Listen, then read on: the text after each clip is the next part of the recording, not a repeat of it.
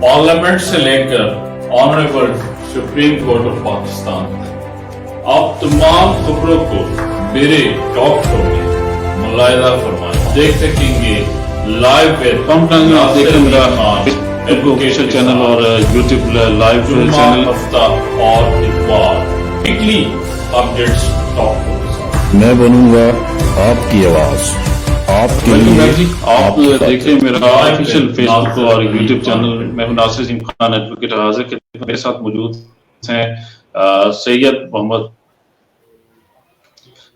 तैयब शाह साहब जो कि advocate supreme court attorney general हैं, और इसके साथ साथ मैडम रुकैया गजल मेरे साथ मौजूद हैं जो कि बतौर तजिएकार प्रोग्राम में शिरकत कर रही हैं। और तीसरे गेस्ट हमारे साथ वकार असलम साहब मौजूद हैं जो कि लाहौर से हैं, और वो भी पॉलिटिकल एनालिस्ट के तौर पे हमारे साथ आज प्रोग्राम में शिरकत करेंगे। आज के मुख्तलिफ करंट अफेयर्स के हवाले से हम बात करते चलें तो फलस्तीन का मामला और इसके साथ साथ जो मुल्क की सूरत हाल है, डिफरेंट इलेक्शन कमीशन के हवाले से भी खबर आ रही है, उसके हवाले से भी हम डिस्कस करेंगे। और हमारे साथ प्रोग्राम में माहिर कानून और पॉलिटिकल एनालिस्ट मौजूद हैं जो खास तौर पे मौलाना फजल रहमान साहब का जो खिताब हुआ गजा के हक में, और उसके हवाले से भी हम बात करेंगे। इमरान खान साहब से लेकर शाह महमूद कुरैशी की मुख्तलिफ खबरें रियाला जेल से मौसूल हो रही हैं। इसके साथ साथ पाकिस्तान क्रिकेट टीम का जो इस वक्त हाल है, हमारे साथ जो पैनल में मौजूद हैं तैयब मोहम्मद शाह साहब, वो क्रिकेट को बड़े गौर से भी देखते हैं और पाकिस्तानी कौम की जज्बात की तर्जमानी भी आज करेंगे। उनके इस हवाले से हम बात करेंगे। शाह साहब बहुत शुक्रिया, आपने टाइम दिया। सबसे पहले मैं आपकी जानिब आना चाहूंगा। शाह साहब, आपके कमेंट्स हम देख रहे होते हैं, आप क्रिकेट पे बात कर रहे होते हैं, क्या कहना चाहेंगे? सबसे पहले खेलों पे बात करते हैं, पाकिस्तानी क्रिकेट टीम के हवाले से क्या कहना चाहेंगे? देखिए, हम ये देख रहे हैं कि आज जो हमारे क्रिकेट बोर्ड के जो चेयरमैन हैं और जो चीफ सेलेक्टर हैं, उनके दरमियान भी कुछ कन्वर्सेशन हुई जिसकी खबरें मीडिया पर हम देख रहे हैं कि जिस पर चीफ सेलेक्टर जो है उन्होंने रिज़ाइन भी किया, और कुछ और मामलात भी हैं जिसमें कुछ सेटअप के अंदर या एडमिनिस्ट्रेशन के अंदर कुछ इख्तलाफात की खबरें देखने को मिल रही हैं। तो अगर इस सूरत हाल को देखें तो यकीनन ये सूरत हाल टीम की जो कमज़ोर करदगी है उसकी एक बड़ी वजह नज़र आती है। और दूसरा मैं ये समझता हूँ कि मसला जहाँ तक देखा जाए कि टीम हमारी हिंदुस्तान में जाकर 4 मैच 5 मैच मतवातर हार चुकी है, तो महसूस ये होता है कि शायद हमारे सिलेक्शन प्रोसेस के अंदर कुछ सुकम मौजूद है। ये खिलाड़ी जब यहाँ पर पाकिस्तान में खेले, एक सीरीज हुई, बाहर से एक टीम तशरीफ लाई पाकिस्तान में, हमारी कारकर्दगी बहुत अच्छी थी 2020 की हद तक। दूसरी बात ये भी है कि T20 के फॉर्मेट ने मेरे ख्याल में 50 ओवर के जो मैचेस हैं उसके ऊपर टीमों की कारकर्दगी को खासा मुतासर किया है। और मेरा ये ज़ाती ख्याल है कि स्टैमिना का इशू है हमारी टीम को भी और कुछ दूसरी टीमों को भी, चूँकि 20 ओवर के मैचेस खेलने के बाद हमारी टीमें अब 35 या 40 ओवर खेलने के बाद उनका वो स्टैमिना नज़र नहीं आ रहा। और जहाँ तक मसला था, जो हमारा जो सेंट्रल कॉन्ट्रैक्ट है वो भी साइन हो गया। अगर हम उसके अंदर पर्क्स को देखें तो वो तो माशाल्लाह को 5 मिलियन से ऊपर फी का पर मंथ के हिसाब से उनकी पर्क्स हैं। तो मेरे ख्याल में तो अगर उनके मुआवजे को देखा जाए या उनकी कारकर्दगी को देखा जाए तो अफसोस होता है कि हमारी टीम की वो कारकर्दगी नहीं जो कि होनी चाहिए।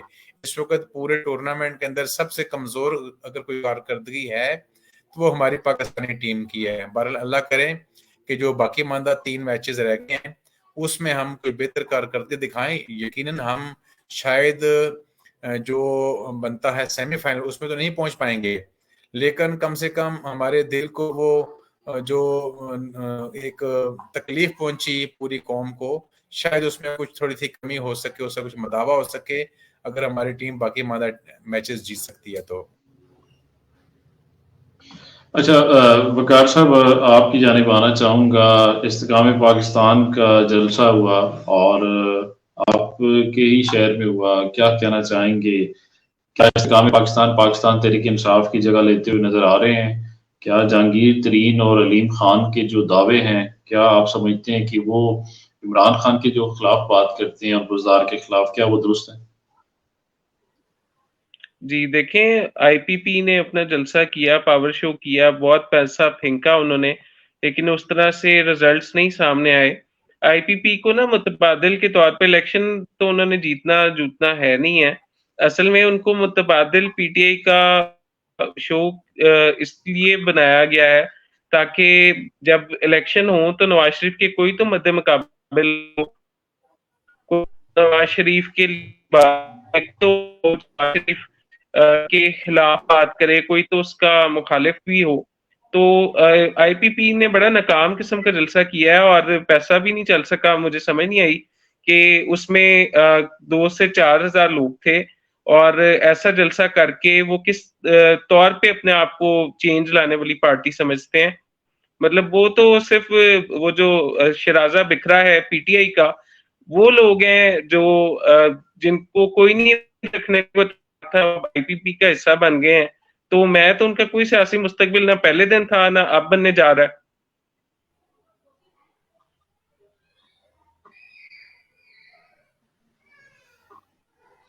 اچھا وقار صاحب، آپ کی کنیکٹیوٹی کا ایشو ہے. میں میم رقیہ غزل کی جانب جانا چاہوں گا. میم بڑی امپورٹنٹ بات آپ کی بھی سوشل میڈیا بول رہا ہوتا ہے، ہم دیکھ رہے ہوتے ہیں، سن رہے ہوتے ہیں. وزیر اعظم نگران وزیر اعظم کاکڑ کہتے ہیں کہ انتخابات کی تاریخ کا اعلان الیکشن کمیشن کرے گا، یہ میرا مینڈیٹ نہیں. ان ساری جو پریس ٹاک ہیں یا جو گزشتہ پریس ٹاک نگران وزیر اعظم کی آپ کو دیکھنے سننے کو ملی ہوگی، جس میں شگری صاحبہ نے بھی سوالات کیے، ڈفرینٹ جرنلسٹ کے سوالات بڑے ٹف تھے اور وہ جواب نہیں دے پا رہے تھے. کیا کہنا چاہیں گے؟ کیا نگران وزیر اعظم اور الیکشن کمیشن آپ کو الیکشن کرواتا ہوا نظر آ رہا ہے؟ دیکھیں بہت شکریہ. مسئلہ پتہ کیا، ہم جتنی مرضی باتیں کر لینا حاصل حصول کچھ نہیں ہوگا. یہ تو ہم ہمیشہ سے سنتے آ رہے ہیں، بلکہ آپ یہ کہہ لیں کہ ہم 1 سال سے سنتے آ رہے ہیں کہ ایسے جو الیکشن ہو جائیں گے اور یہ اس کا ابھی 6 ماہ بعد ہو جائیں گے، 8 ماہ بعد ہو جائیں گے، اور اب کہہ رہے ہیں کہ جنوری کے اختتام پہ ہو جائیں گے. لیکن مجھے ایسا ہوتا کچھ نظر نہیں آ رہا. اس کی وجہ یہ ہے کہ ان کے پاس ووٹ بینک نہیں ہے. ابھی آپ نے آئی پی پی کی بات کی، یہ ایک ڈمی پارٹی ہے، اس کو ووٹ نہیں مل سکتے. آپ کو پتہ ہے ہماری غلط فہمی دور ہو گئی ہے.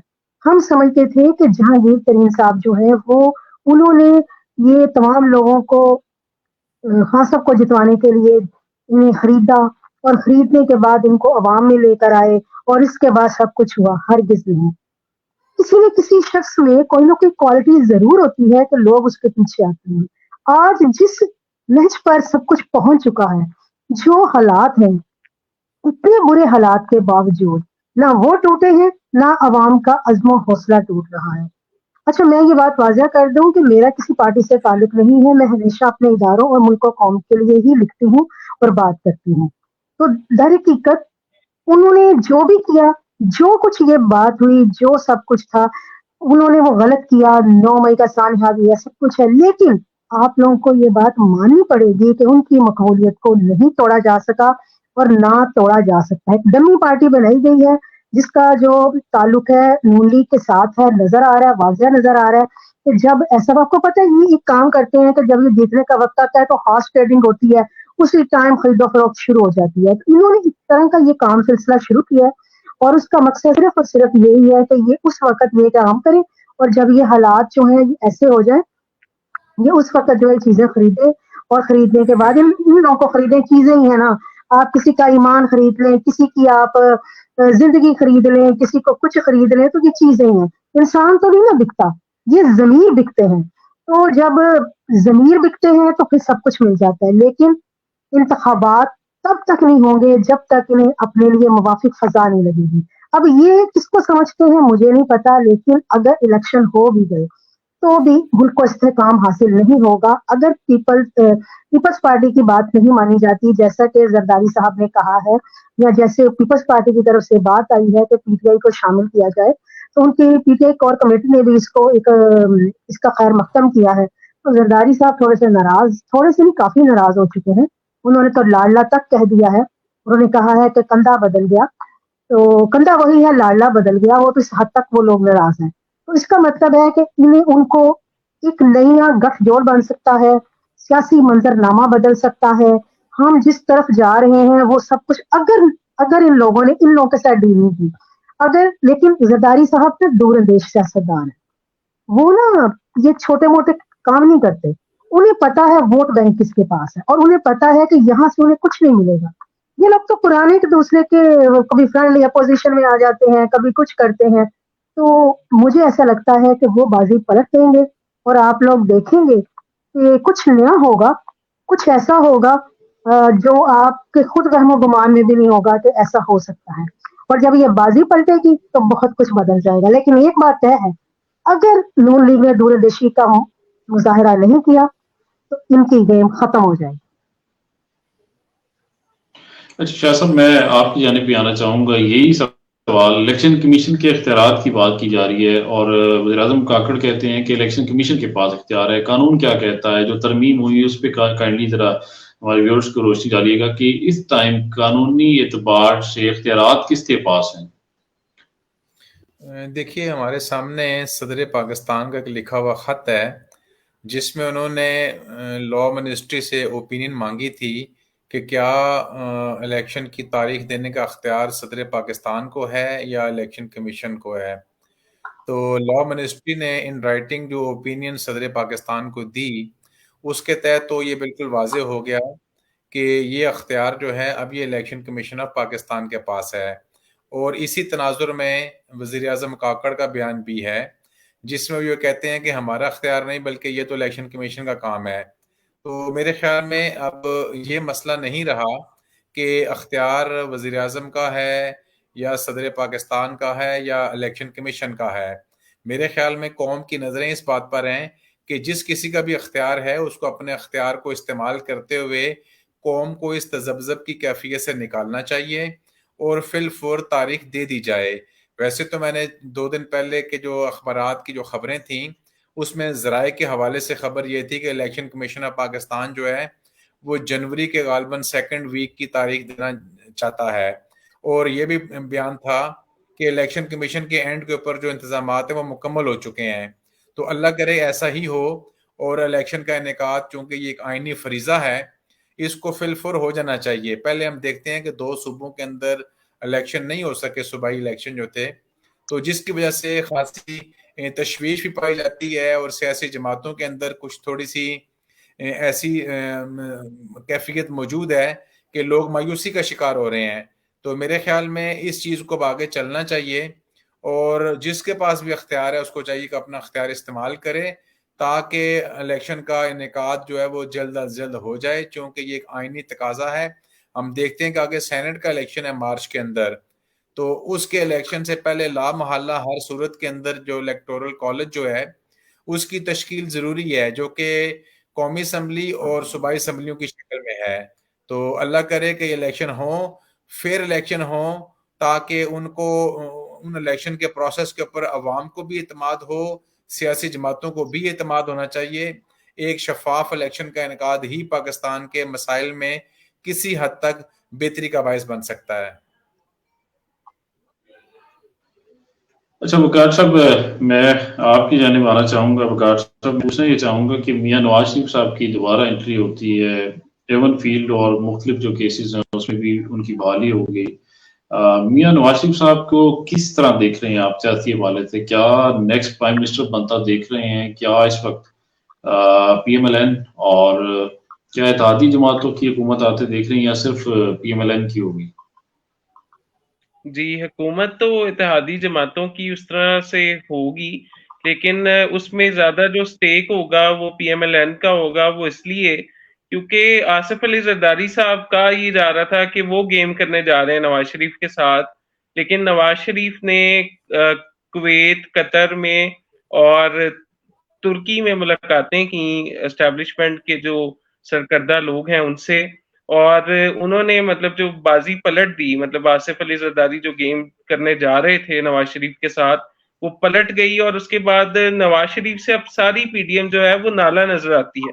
अब मैं ये देख रहा हूँ कि ये जो PDM बनी थी ना इमरान खान के खिलाफ, ये अब इमरान खान के खिलाफ PDM नहीं होगी, ये PDM इमरान खान खुद इस PDM का हिस्सा होंगे और वो फिर नवाज शरीफ के अगेंस्ट ये सारे प्ले करना चाहेंगे اور نواز شریف کے ساتھ کے خلاف پلے کرنے کے لیے یہ ظاہر ہے سازشی عناصر کا بھی سہارا لیں گے اور بہت سی اندر کھاتے یہ ایسی چیزیں کرنا چاہیں گے جس سے نواز شریف کو جو ان کا قد کاٹ ہے وہ تہو بالا ہو یا کسی طرح وہ مشکل میں آئے. لیکن میں دیکھ رہا ہوں کہ نواز شریف نے مطلب بہت پکے پیری وہ پاکستان آئے ہیں.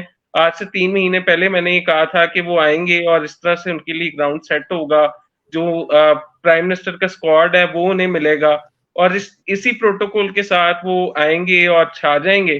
تو اسی طرح وہ نواز شریف آئے ہیں اور انہوں نے مطلب اپنا نا مطلب ایسے لگ رہا ہے جیسے نواز شریف نا بہت بڑی کوئی جنگ لڑ کے آئے ہیں پاکستان کی بہتری کے لیے یا پاکستان کے لیے بہت کچھ اچھا کر کے آئے ہیں, حالانکہ وہ 4 سال کی خود ساختہ ضلع وطنی کاٹ کے آئے ہیں.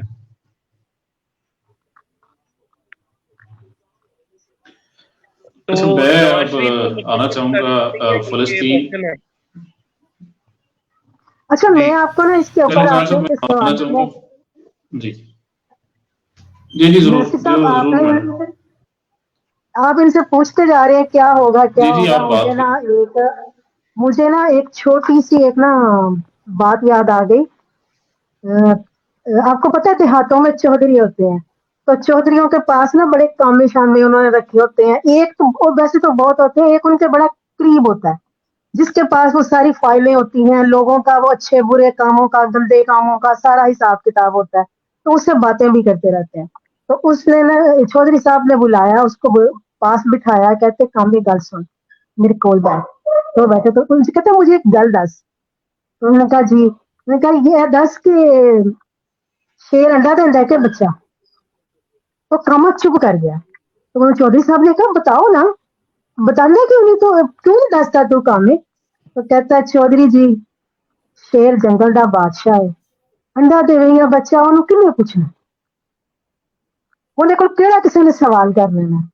تو جب کوئی یہ بات کرتا ہے نا کہ کون ہوگا آئندہ اور کون نہیں ہوگا, تو مجھے یہی بات یاد آتی ہے کہ یہ تو آنے والا وقت بتائے گا, ہوائیں ہی کریں گی اب فیصلہ. جس دیے میں جان ہوگی وہ دیا رہ جائے گا, لیکن جو آپ کے جو پیشین گوئیاں کرنے والے ہیں انہوں نے ان کے مطابق جو ہیں وہ میاں صاحب جو ہے نا ان کو نہیں لگتا کہ ان کو پرائم منسٹر بنایا جائے گا. اس کی بہت سی وجوہات ہیں کیونکہ یہ سیم پیج پہ ہی ہیں. اگر انہوں نے برا کیا ہے انہوں نے بھی برا کافی کیا ہے. تو مجھے نہیں لگتا کہ دور اندیشی کا مظاہرہ نہیں کیا جائے گا. تو دور اندیشی تو یہی ہے کہ سبھی کو شامل کیا جائے, فیئر الیکشن کروائے جائیں, تبھی استحکام ملے گا, ورنہ استحکام نہیں ملے گا. وہی 2-3 سال کی حکومت ہوگی, وہی سب کچھ چلے گا.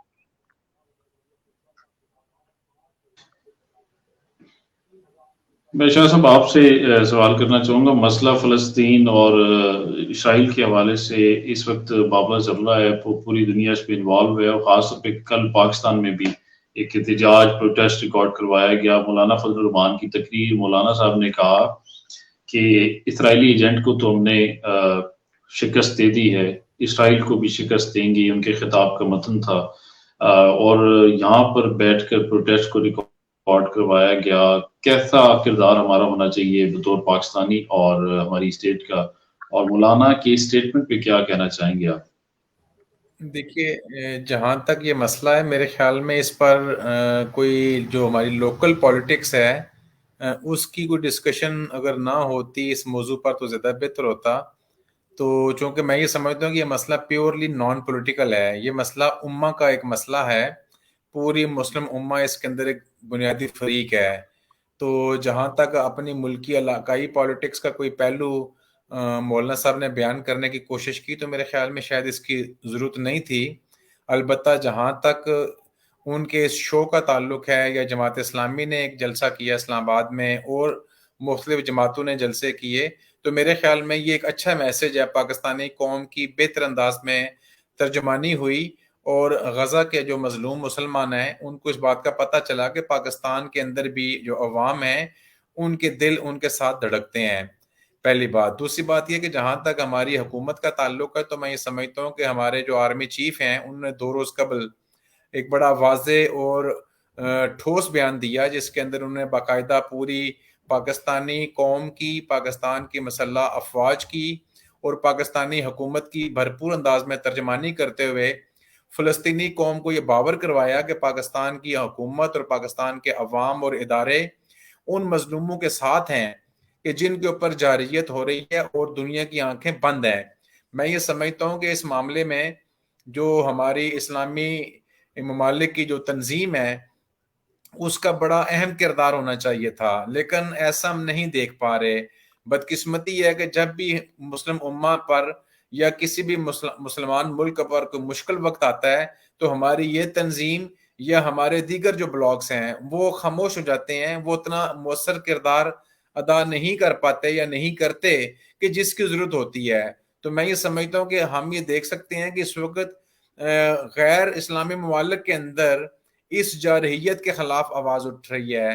آپ نے کل کے جو پاکستان میں احتجاج کے جو کال کا ذکر فرمایا، اسی میں آپ دیکھیے کل پوری دنیا میں کم و بیش پورے یورپ کے اندر، افریقن کنٹریز کے اندر احتجاج ہوا. جو یہودی برادری کے جو لوگ ہیں، یہودی ان لوگوں نے اس کے اندر شرکت کی، یو کے اندر، لندن کے اندر جلوس کے اندر، اور انہوں نے باقاعدہ اپنی جو اسرائیلی حکومت ہے اس سے مطالبہ کیا کہ آپ مسلمانوں کی نسل کشی چھوڑ دیں اور یہ جو مظالم ہو رہے ہیں ان کو بند کیا جائے فوری طور پر. تو میں سمجھتا ہوں کیا اچھا ہوتا کہ اسلامی ممالک طرف سے ایک پرزور قسم کی آواز آنی چاہیے تھی تاکہ اس آواز سے کم جو مظالم کی جو لہر ہے وہ رک جاتی. میں چونکہ قانون کا ایک ادنا طالب علم ہوں، میرے سامنے روم سٹیچوٹ موجود ہے، اس کے اندر باقاعدہ لکھا ہوا ہے کہ جو جینوسائیڈ ہے یعنی کہ نسل کشی، جو کرائم آف اگریشن ہے، جو وار کرائمز ہیں، ان کو باقاعدہ انٹرنیشنل کرمنل کورٹ کی جورسڈکشن کے اندر ڈکلیئر کیا گیا. اور اس کے اندر تو یہ قانون واضح طور پر موجود ہے کہ انٹرنیشنل کرمنل کورٹ کے جو پروسیکیوٹر ہیں ان کو اس بات کا اختیار ہوتا ہے کہ وہ از خود کوئی بھی معاملہ اگر دیکھیں جہاں پر جو جینوسائیڈ یا وار اگینسٹ کرائم جو ہے اس کی اگر کوئی شکایت ان کو ملے تو وہ از خود نوٹس لیتے ہیں اور اس کے بعد وہ معاملہ کورٹ کے سامنے رکھ سکتے ہیں. تو میرے خیال میں پچھلے 2.5 ہفتوں سے جو مسلمانوں کے اوپر فلسطین کے اندر جو ظلم کے پہاڑ گرائے جا رہے ہیں اس سے بڑھ کر بربریت کی اور کیا مثال ہوگی اس دور جدید کے اندر. تو اس صورتحال کے اندر انٹرنیشنل کرمنل کورٹ کا خاموش رہنا یا یو این او کا وہ کردار ادا نہ کر پانا یا مسلم امہ کا اس طرح سے آواز نہ اٹھا پانا میرے نزدیک افسوس کا مقام ہے. اس وقت اشد ضرورت ہے کہ ان مسلمانوں کو جو نہتے ہیں بیچارے، جن کو میزائل یا بم نہیں مارے گا بلکہ ان کو خوراک کی کمی مار دے گی، آنے والے وقت میں چند ہفتوں میں وہاں پر سردی کا موسم شروع ہو جائے گا، وہاں پر پانی نہیں ہے، بجلی نہیں ہے، کھانے پینے کو کچھ نہیں ہے، سر چھپانے کوئی جگہ نہیں بچی، ہسپتال جو ہیں وہ تباہ و برباد ہو چکے. WHO کی رپورٹس آ چکی ہیں جس کے اندر انہوں نے واضح طور پر کہا کہ آنے والے چند گھنٹوں کے اندر یا 1-2 دن کے اندر جتنی بھی ہیلتھ کیئر کی جو فیسلٹیز ہیں وہ کولیپس کر جائیں گی. تو میں یہ سمجھتا ہوں کہ بہت بڑا سانحہ ہے ان مسلمانوں کے اوپر، ایک قیامت ڈھائی جا رہی ہے جن بیچاروں کو اپنے کسی گناہ کی سزا نہیں دی جا رہی بلکہ وہ جس اپنے حق کا مطالبہ کرتے ہیں پرامن انداز میں اس حق کی تلفی کی جا رہی ہے اور بزور شمشیر کی جا رہی ہے. ہم دیکھتے ہیں کہ اسرائیلی حکومت نے کہا کہ ہم فیز 2 میں شامل ہو چکے ہیں، فیز 2 میں داخل ہوئے ہیں، تو اس کے تحت انہوں نے زمینی جنگ شروع کر دی. ان کے ٹینکس جو ہیں، ان کی بختر بند گاڑیاں جو ہیں وہ، تو اس صورتحال میں یہ سمجھتا ہوں کہ پوری مسلم امہ کو بیک زبان ہو کر ایک بآواز بلند فلسطین کے مسلمانوں کے ساتھ کھڑا ہونا چاہیے اور ان کی بھرپور مدد کی جانی چاہیے. اس مدد سے مراد کسی جنگ میں شمولیت نہیں بلکہ جو جارحیت کر رہا ہے اس کا راستہ روکنے کی ضرورت ہے. اور اس کے علاوہ وہ مسلمان جو بیچارے زندگی موت کی کشمکش میں ہیں، جو سڑک کے اوپر بیچارے بیچاروں میں، ان کو سے کم کھانے پینے کی اشیاء بھجوائی جا سکتی ہیں، ان کو میڈیکل ایڈ فراہم کی جانی چاہیے. تو اس صورتحال پر میں سمجھتا ہوں کہ پوری دنیا کو جو وہ اور وہ اپنے آپ کو علم بردار کہتے ہیں ان کا فرض بنتا ہے کہ اس معاملے پر وہ آگے آئیں اور اپنا کلیدی کردار ادا کریں. اچھا میم رکیے، میں آپ کی جانب آنا چاہوں گا، یہ بتانا چاہوں گا کہ اس وقت 24 گھنٹوں میں فلسطینیوں کی جو شہیدوں کی تعداد ہے وہ 9,000 سے زائد ہو گئی ہے، اور غزہ میں نہتے شہریوں پر اسرائیلی افواج کی جانب سے بمباری میں بھی تیزی آ گئی ہے، اور پاکستان میں بھی کل پروٹیسٹ کیا گیا، پوری دنیا میں پروٹیسٹ کیا جا رہا ہے. آپ ان کے لیے اور اس حوالے سے کیا کہنا چاہیے؟ ناصر صاحب، میرا مسئلہ پتا کیا ہے، میں وہ باتیں نہیں کرتی جو باتیں سبھی لوگ کر کے اور وہ بات ختم ہو جاتی ہے. میں بہت حقیقت کے قریب ترین بات کرتی ہوں. نہ میں اس میں میں آپ کو وہی بات کروں گی. مجھے نہیں پتا آپ کو اچھی لگے یا نہیں. ہم لوگ تو ان کے خلاف بول بھی نہیں سکتے. ہمارے حالات تو یہ ہیں کہ اگر آپ ابھی گوگل پر جا کر یہ لکھیں نا اسرائیل کے بارے میں، تو آپ کو پتا چلے گا کہ آپ کے دانشوروں نے یہ کالمز لکھنا شروع کر دیے تھے آج سے 5-6 سال پہلے کہ اس کو ہمیں ماننا ہے. اس کے بارے میں آپ کو اتنے کالمز ملیں گے کہ آپ حیران رہیں. میں نام بھی آپ کو گنوا سکتی ہوں، میں کالمز بھی آپ کو بھیج سکتی ہوں، لیکن میں ایسا نہیں کروں کیونکہ آپ خود جانتے ہیں آپ کا تعلق ہے. اب ہمارا مسئلہ یہ ہے کہ ہم اپنے مفادات کے لیے میں مسلمان کی بات کروں گی، مسلمان مفادات کے لیے اپنوں کا نہیں رہا، سگے بہن بھائیوں کا نہیں رہا. وہ کہاں کسی کے لیے وہ بات کی لفاظی ہے. یہ کوئی کہیں پہ بیٹھ کے کیا یہ لوگ یہ نیٹ چھوڑ دیں گے، یہ فیس بک چھوڑ دیں گے، یہ چیزیں چھوڑ دیں گے؟ انہوں نے خود کیا بنایا ہے؟ یہ سارا کچھ تو انہیں لوگوں کا بنا ہوا ہے. ہر چیز انہیں کی ہے، موبائل ان کے یوز کر، انہیں کی ہر چیز آپ لوگ یوز کر رہے ہیں. آپ کیسے چھوڑ سکتے ہیں؟ اس کے بعد آپ ان کو ان کی مان کیوں رہے تھے یہ بھی آپ جانتے ہیں. میں اس کی گہرائی میں نہیں جاؤں گی کیا وجوہات تھی کہ آپ کو ملنا بھی تھا، آپ کو تعلقات بھی استوار کرنے تھے آپ کو. حالانکہ میں نے اس کے اوپر واضح لکھا تھا اور میرے کالمز موجود ہیں. میں نے کہا تھا یہ صریحاً دشمن ہے پاکستان کے جو ایسی باتیں کرتے ہیں، کیونکہ وہ مسلمانوں کے دوست نہیں ہو سکتے. اور یہ ہم نہیں کہتے، یہ تو قرآن کہہ رہا نیشنلٹی ہے. لینا چاہتے ہیں نا یہ اس ہم لیے. تو جی کیا کہہ رہے ہیں؟ میں نے کہا ایسے لوگ یہ نیشنلٹی لینا چاہتے ہیں نا یروشلم کی. ہاں یہ میں نہیں کہہ ایسے رہی، یہ لوگ قرآن کہہ رہا نیشنلٹی ہے. لینا چاہتے ہیں ہاں یروشلم کی.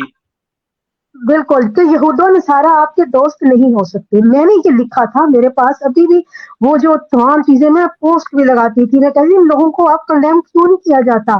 ہمارے کرتا درتا ایسے لوگوں کو کیوں کنڈیم نہیں کرتے؟ آپ تو اس کی بات کرتے ہیں نا. برما میں جو کچھ ہوا وہ بھی ہمارے سامنے تھا. پھر کشمیر میں ہم نے کیا کر لیا؟ ہمیں آج بھی بھارت کے ساتھ ہمارے کئی دانشور بیٹھے ہوتے ہیں، میرے ساتھ ان کی بحث بھی ہوئی ہے ہمارے ساتھیوں کی. وہ کہتے ہیں جی ہمیں بھارت کے ساتھ ہمسایہ ملک کے ساتھ اچھے تعلقات استوار کریں. میں نے کہا وہ آپ کا کبھی دوست رہا ہی نہیں ہے. اس نے ہمیں ہمیشہ آپ کی پیٹھ پر وار کیا. آپ نے کون سی دوستی کرنی ہے؟ آپ نے ان کے ساتھ کیا کرنا ہے؟ لیکن وہ کہتے ہیں نہیں جی اگر ہم اچھی دوستی کریں گے اچھا چلیں گے، یہ خارجہ پالیسی کا حصہ ہونا چاہیے. وہ بڑی باتیں اس معاملے میں کرتے ہیں. پتہ وہ کیا چاہتے ہیں؟ انہیں صرف اور صرف وہاں پر موجود مفادات عزیز ہے جو بھی آتا ہے. اس میں اب میں یہ بھی کہوں گی خان صاحب نے بھی یہی کیا. انہوں نے وہ کرتارپور کا کیا، ان کے دوست تھے انہوں نے اس کو کھول دیا. جب وہ کھولا ہمارے ملک میں کیا کچھ نہیں ہوا. یہ سانحات بھی ہوئے. اس کے بعد یہ اس سے پہلے چلے جائیں، ماضی میں چلے جائیں، جو راک ایجنٹ ہے اس سارا کچھ ان کے ساتھ ہوتا ہے جب آپ لوگ دوستوں کے اپنے دروازے کھولتے ہیں. میں نے میں اس پہ میرا ایک ہی موقف تھا، ہے اور رہے گا. یہ لوگ ہمارے دشمن ہیں، کبھی دوست نہیں ہو سکتے. آپ لوگوں کو اپنے مفادات ان کے ساتھ نہیں جوڑنے چاہیے جب تک یہ ہمارے وہ والے مفادات ہمارے وہ موقف کو تسلیم نہیں کرتے. ہمارے کشمیری بہن بھائیوں کا موقف ہے، پانی کا ہے مسئلہ، اور ہمارے جو دیگر یہ مسائل ہیں ان کو جب تک تسلیم نہیں کیا جاتا یہ ہمارے نہیں ہو سکتے. وہ جو کچھ کر رہے ہیں اس کو آپ سارے مسلم ممالک دیکھ ہی رہے ہیں نا. ہم کیا چیز ہیں؟ جہاں پورا مسلم ہو 313 تھے تو لرزتا تھا زمانہ. آج ہم کتنے ہیں اور غلامیاں کرنے پہ مجبور ہیں. کیونکہ اس کی بھی آپ کو میں وجہ بتا دوں. حکمران جو ہوتے ہیں نا، اگر جو لیڈرشپ دیانتدار ہو نا تو پھر عوام کو غلامیاں کرنے کی ضرورت نہیں ہوتی. پھر حالات ٹھیک ہوتے ہیں. پھر جو ہوتے صحرا جو ہوتے ہیں وہ بھی چراگاہوں میں بدل جاتے ہیں. لیکن جہاں پر حکمران دیانتدار نہ ہو، جہاں پر حکمران سیاست کو لوٹ مار سمجھ لے، وہاں پر اچھی خاصا جو ایک وہ سلطنت جس کا دور دور تک دنیا سمجھتی ہے کہ کیسا کوئی فلاح و بہبود والا نہیں ہے، وہ بھی تباہ و برباد ہو جاتی ہے. آج بھی دشمن ہم پہ نگاہیں لگائے بیٹھے ہیں. آپ کو نہیں پتا بین الاقوامی میڈیا کیا کہہ رہا ہے؟ ہماری ہر چیز کو وہ یوں پیش کرتا ہے جیسے پتہ نہیں کیا ہو گیا، ان کے یہ ہو رہا ہے. آپ اس کو دیکھیں تو صحیح، آپ کے رونگٹے کھڑے ہو جائیں گے وہ آپ لوگوں کے بارے میں. یہ ایک راہ جب ہمارے اداروں کے بارے میں بات ہوتی ہے نا، آپ یہ سمجھ لیں کہ دشمن ہمیں ہدف سمجھ لیتا ہے. وہ سمجھتا ہے کہ یہ اپنے اداروں کے خلاف ہے. آج ہمیں اپنے افواج کے ساتھ مل کر چلنے کی ضرورت ہے، ان کو ماننے کی ضرورت ہے. ہماری جو سلامتی ہے وہ اس کا ضامن صرف اور صرف ہمارے جو افواج پاکستان ہیں، کیونکہ جو دشمن ہیں وہ ہمارے اوپر بھی لگا کر بیٹھے ہیں اور انہوں نے ان کی کمزور کر رہے ہیں مسلسل اس طرح کی باتیں کر کے. تو میں یہ سمجھتی ہوں جو آرمی چیف نے کہا وہ ٹھیک ہے، وہی کافی ہے، وہی سب کچھ ہے. باقی جو سیاست دان ہیں وہ اور کیا کریں. اب میاں صاحب کو آپ نے دیکھا کہ وہ جھنڈا انہیں پکڑایا گیا کہ جھنڈا پکڑ لیں فلسطین کا.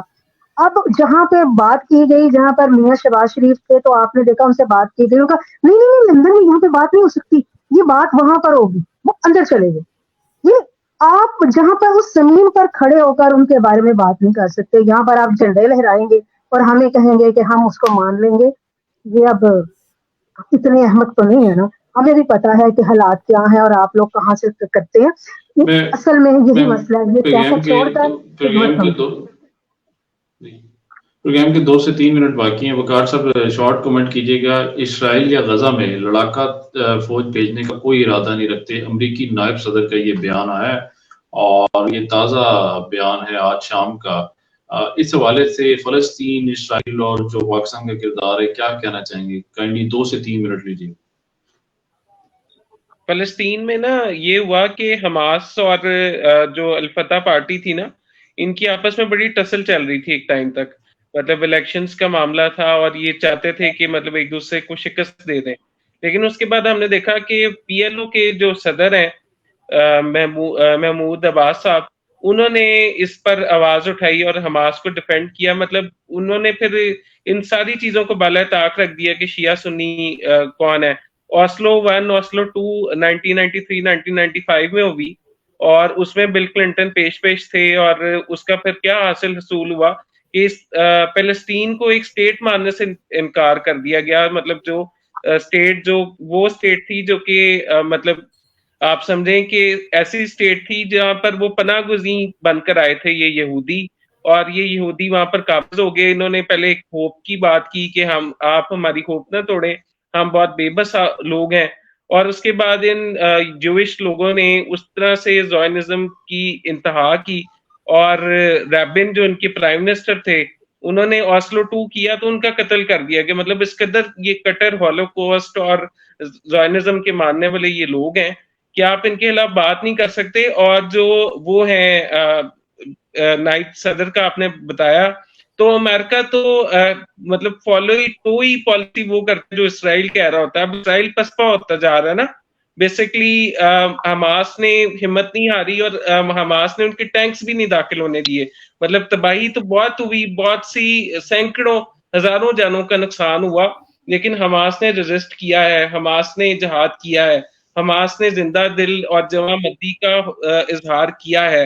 حماس نے دکھایا ہے کہ مسلمان اس طرح سے اگر آپ تم پسپا کرنا چاہو گے تو نہیں کر سکتے. حماس نے یہ بتایا ہے کہ کس طرح سے ہم مقابلہ کریں گے. حماس نے ایک جو اسماعیل ہنیہ ہیں ان کی فیملی کے 14 لوگ جو ہیں وہ لقمہ اجل بن گئے، لیکن پھر بھی ان کے حوصلے جواں ہیں، وہ لڑے ہیں. حماس ہو گیا، حزب اللہ ہو گیا، تمام شیعہ سنی تنظیمیں جتنی بھی ہیں وہ تمام اس پر یکجا ہے کہ ہم نے فلسطین کی آزادی تک کوئی ہار نہیں ماننی اور ہم نے اسرائیل کی اس در اندازی کو، اس سفاکیت کو، اس فیروشیسنس کو منہ توڑ جواب دینا، اور وہ دے رہے ہیں. اس پر آپ کا یو این او بھی خاموش ہے، آپ کی او آئی سی کا تو ایک بیان نہیں اس پر سامنے آیا، اور بیانات دینے سے یہ معاملہ بہت آگے بڑھ گیا ہے. یہ جہاد کا وقت ہے اور جہاد انسانی جانوں کے لیے بہت ضروری ہے. یہ صرف مسلمانوں کی بات نہیں میں کر رہا، مطلب انسانیت سوز واقعات اس طرح کے رونما ہو رہے ہیں کہ جو اسلام سے تعلق نہیں بھی رکھتے نا وہ بھی سپورٹ کر رہے ہیں. نارتھ کوریا کے بڑے مفادات ہیں اسرائیل کے ساتھ، ان کو بیلسٹک میزائلز بھی وہیں سے ملتے ہیں، لیکن نارتھ کوریا نے کہہ دیا ہے کہ ہم جنگ سوئم کریں گے، ہم پھر برداشت نہیں کریں گے. اس نے کہہ دیا ہے کہ ذمہ دار اس میں اس سب میں ساتھی جو ہے وہ یو این او ہے. اور یو این او کیوں ہے؟ کیونکہ امریکہ میں یو این او میں امریکہ کی بہت سٹیک ہے, اور یو این او کی جو سے ہے وہ ساری اسرائیل کی سے ہے. اور یہ جو نان بائنڈنگ قرارداد پیش کی گئی ہے اس پر بھی میں ڈس ایگری کرتا ہوں کہ نان بائنڈنگ قرارداد صرف ایک ڈھکوسلا ہے.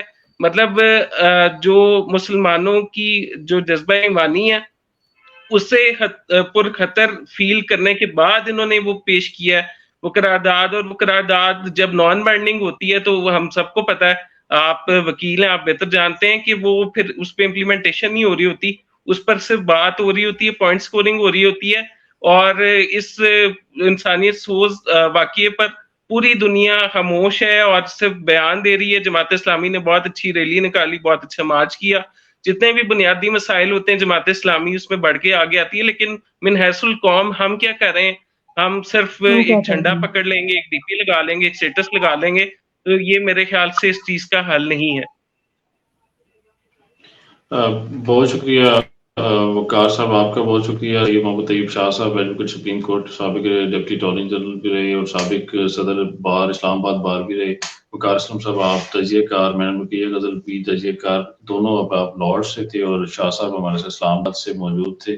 آپ دیکھ رہے تھے لائیو ود ناصر الدین خان. ان شاء اللہ تعالیٰ آپ ہمیں پسند کریں, لائک کریں, شیئر کریں تاکہ ہم آپ کی آواز بن سکیں.